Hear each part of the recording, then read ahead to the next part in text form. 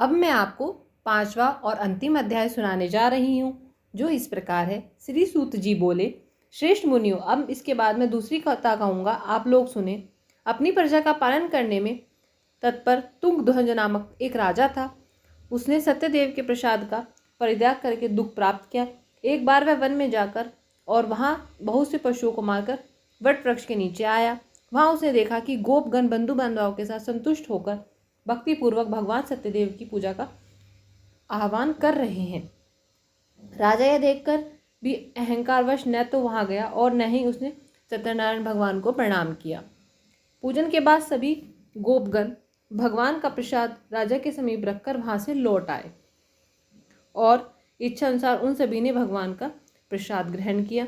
इधर राजा को प्रसाद का परित्याग करने से बहुत दुख हुआ। उसका संपूर्ण धन धान्य एवं सभी शोपुत्र नष्ट हो गए।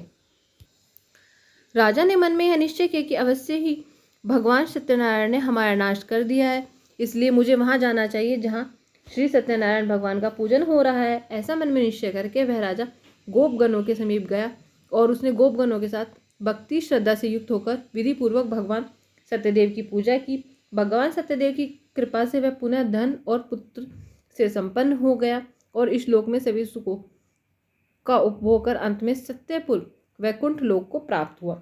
श्री सूत जी कहते हैं, जो व्यक्ति इस परम दुर्लभ श्री सत्यनारायण व्रत को कथा करता है और पुण्यमयी तथा फल प्रदायिनी भगवान की कथा को भक्ति युक्त होकर सुनता है, उसे भगवान सत्यनारायण की कृपा से धन धान्य आदि की प्राप्ति होती है। दरिद्र धनवान हो जाता है, बंधन में पड़ा हुआ बंधन से मुक्त हो जाता है, डरा हुआ व्यक्ति भय से मुक्त हो जाता है। यह सत्य बात है, इसमें कोई संशय नहीं है। इस लोक में वह सभी इशिप्त फलों का भोग प्राप्त करके अंत में सत्यपुर वैकुंठ लोक को जाता है। इस प्रकार मैंने आप सब लोगों से भगवान सत्यनारायण के व्रत को कहा, जिसे करके मनुष्य सभी दुखों से मुक्त हो जाता है। कलयुग में तो भगवान सत्यदेव की पूजा विशेष फल प्रदान करने वाली है। भगवान विष्णु को ही कुछ लोग काल, कुछ लोग सत्य, कोई ईश और कोई सत्यदेव तथा दूसरे लोग सत्यनारायण नाम से जानते हैं। अनेक रूप धारण करने वाले भगवान सत्यनारायण सभी का मनोरंजन सिद्ध करते हैं। कलयुग में सनातन भगवान विष्णु के सत्यवत रूप धारण करके सभी का मनोरथ पूर्ण करने वाले होंगे।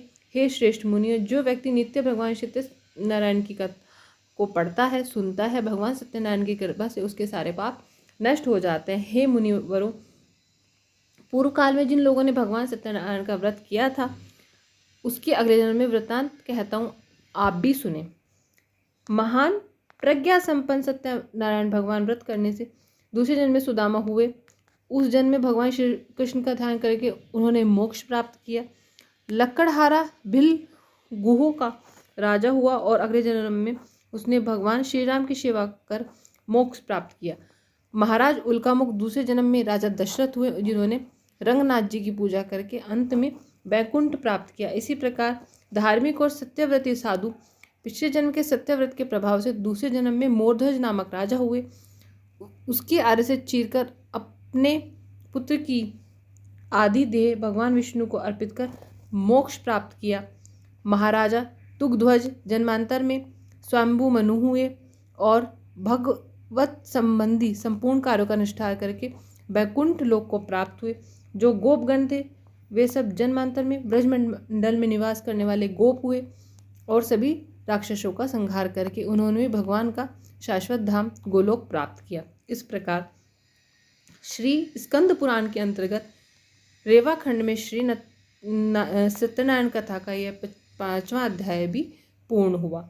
अब हम आपको समीक्षा सुनाने जा रहे हैं, जो इस प्रकार है, कृपया ध्यानपूर्वक सुने।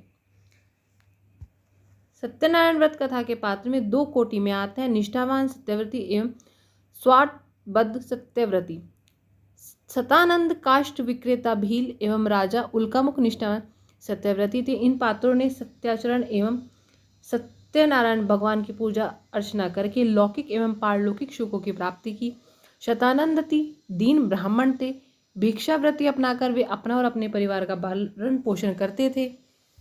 अपनी तीव्र सत्यनिष्ठा के कारण उन्होंने सत्याचरण का व्रत लिया, भगवान सत्यनारायण की विधिवत पूजा अर्चना की। वह इस लोक में सुख भोग और अंत में सत्यापुर में प्रवेश कर स्थिति में आ गए।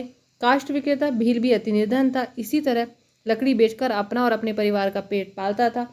उसने भी संपूर्ण निष्ठा के साथ सत्याचरण क्रिया सत्यनारायण भगवान की पूजा अर्चना की। राजा उल्कामुख निष्ठावादी सत्यव्रती थे। वे नियमित रूप से भद्रशिला नदी के समीप सत्यनारायण भगवान की पूजा करते थे। सत्याचरण ही उनके जीवन का मूल मंत्र था। दूसरी तरफ साधु वाणिक तथा राजा तुगध्वज स्वार्थबद्ध कोटि के सत्यव्रती थे।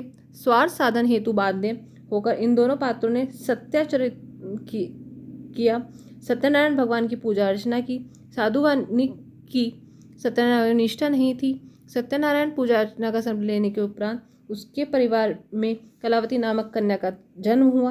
कन्या जन्म के पश्चात उसने अपने संकल्प को भुला दिया था और सत्यनारायण भगवान की पूजा नहीं की।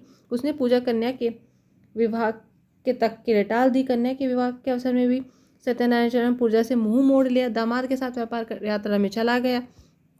देवयोग से रत्नासारपुर में सास ससुर और दामाद पर चोरी का आरोप लगा। यहाँ उन्हें राजा चंद्रकेतु के कारागार में रहना पड़ा। ससुर और दामाद कारागार से मुक्त हुए तो साधुवान ने एक दंडी स्वामी से झूठ बोल दिया कि उसकी नौका में रत्न आदि नहीं लता पत्र हैं।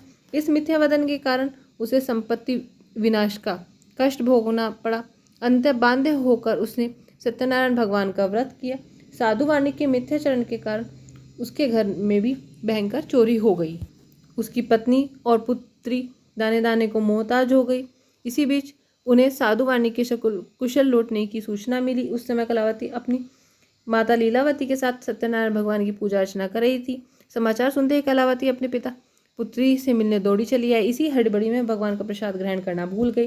प्रसाद न ग्रहण करने के कारण साधु वाणिकों और उसके दामाद से नाव समुद्र में डूब गई। फिर अचानक कलावती को अपनी भूल का याद आई। वह दौड़ी दौड़ी घर गई और भगवान का प्रसाद ग्रहण किया। इसके बाद सब कुछ ठीक हो गया। लगभग यही स्थिति राजा तुगध्वज की थी। एक स्थान पर गोप बंधु भगवान सत्यनारायण की पूजा कर रहे थे। राज संता मदागुण ध्वज को पूजा स्थल पर ले गए और न ही गोपी बंधु द्वारा प्रदत्त प्रसाद का ग्रहण किया, इसीलिए उन्हें दुख भोगना पड़ा। अतः बांधे होकर उन्होंने सत्यनारायण भगवान की पूजा अर्चना की तथा सदाचार का व्रत किया। सत्यनारायण व्रत कथा के उपयुक्त पांचों मात्र कथा पात्र नहीं है। ये मानव मन की दो प्रवृत्तियों के प्रतीक हैं। ये प्रवृत्तियां हैं सत्याग्रह एवं मिथ्याग्रह। लोक में सर्वदायिन दोनों प्रवृत्तियों के धारक लोग रहते हैं। इन पात्रों के माध्यम से स्कंद पुराण यह संदेश देना चाहता है कि निर्धन एवं संतानहीन व्यक्ति की सत्याग्राही, सत्यव्रती, सत्यनिष्ठ हो सकता है और धन तथा सत्ता संपन्न व्यक्ति मिथ्याग्रही हो सकता है। स्थानंद और काष्ठ विक्रेता भील निर्धन सत्ताहीन थे, फिर भी उन्होंने तीव्र सत्याग्रह वृत्ति थी। इसके विपरीत साधु वाणिक एवं राजा तुगध्वज संपन्न एवं सत्ता संपन्न थे, पर उनकी वृत्ति मिथ्याग्रही थी। सत्ता एवं धन संपन्न व्यक्ति में सत्याग्रह हो, ऐसी घटना विरल होती है। सत्यनारायण भगवान की व्रत कथा के पात्र राजा उल्कामुख ऐसी ही विरल कोटि के व्यक्ति हैं। पूरी सत्यनारायण व्रत कथा का निहितार्थ यह ही लौकिक एवं परलौकिक हितों की साधना के लिए मनुष्य को सत्याचरण का व्रत कर लेना चाहिए। सत्य ही भगवान है, सत्य ही विष्णु है। लोक में सारी बुराइयां, सारे क्लेशों, सारे संघर्षों का मूल कारण है सत्याचरण का अभाव। सत्यनारायण भगवान व्रत कथा पुस्तिका में इस संबंध में श्लोक इस प्रकार है। यत् कृत्वा सर्वे दुःखेभ्यो भक्त्यो भवति मानव विशेषतः कलियुगे सत्य पूजा फलप्रदा केचिति काल दिव्य सन्ति सत्यमिति संतमेव च सत्यनारायण केचित् सत्यदेवत तथा परे नाना रूपधरो भूत्वा सर्वे क्षामामि स्फीति प्रदा भविष्यति कलो विष्णु सत्यरूपी सनातना। अर्थात इसका अर्थ है सत्यनारायण भगवान का व्रत अनुष्ठान करके मनुष्य सभी दुखों से मुक्त हो जाता है। कली कला में सत्य की पूजा विशेष रूप से फलदायी होती है। सत्य के अनेक नाम हैं, यथा सत्यनारायण, सत्यदेव, सनातन। सत्य रूपी भगवान विष्णु भगवान कलयुग में अनेक रूप धारण करके लोगों को मनवांछित फल प्राप्ति करते हैं। धन्यवाद।